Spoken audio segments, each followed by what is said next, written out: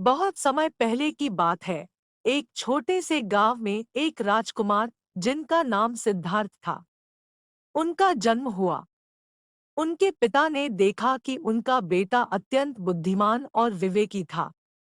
उन्होंने सिद्धार्थ को एक खुदाई के बगीचे में पाठशाला में पढ़ाने का आदर्श किया।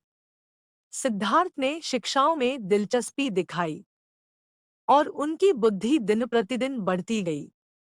जब सिद्धार्थ 15 वर्ष के थे, तो उनकी जिज्ञासा और खोजने की भावना बढ़ गई। उन्होंने अपने गुरु से यह पूछा कि जीवन का उद्देश्य क्या है और क्यों हम दुखी होते हैं। गुरु ने उन्हें बताया कि दुख और सुख का कारण मोह होता है और मोह जन्म मरण के चक्र को चलाता है। सिद्धार्थ इस बात को समझने के लिए अपनी खोज में निकल पड़े। एक दिन जब सिद्धार्थ गांव के बाहर गए, तो उन्हें एक योगी मिला।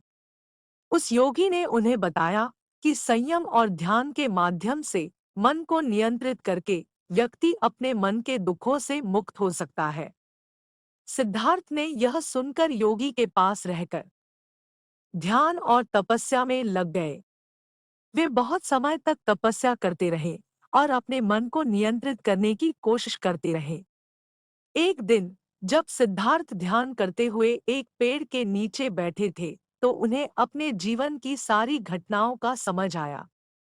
उन्हें मिल गया कि दुख का कारण जन्म मरण के चक्र में आ सकती है और इसका समाधान आत्मज्ञान और संयम में है। सिद्धार्थ ने यह जानकर तय किया कि वे अपने जीवन को एक नए मार्ग पर ले जाएंगे। उनके बाद सिद्धार्थ ने अपनी तपस्या को त्याग दिया और एक नए दिशा में आगे बढ़ने का निर्णय लिया। उन्होंने अपने अंतरात्मा की गहराइयों में जाकर आत्मज्ञान प्राप्त किया और उन्हें बोधिसत्व बनने का उद्देश्य प्राप्त हुआ।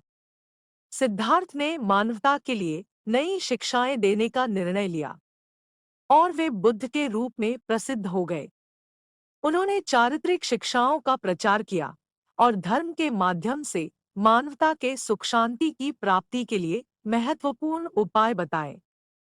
बुद्ध की उपदेशों ने लोगों के दिलों में अहिंसा, त्याग, सहानुभूति और सच्चे प्यार की भावना को बढ़ावा दिया। उनकी शिक्षाएं आज भी हमारे जीवन में मार्गदर्शन के रूप में काम करती है और हमें सही मार्ग पर चलने की प्रेरणा प्रदान करती है।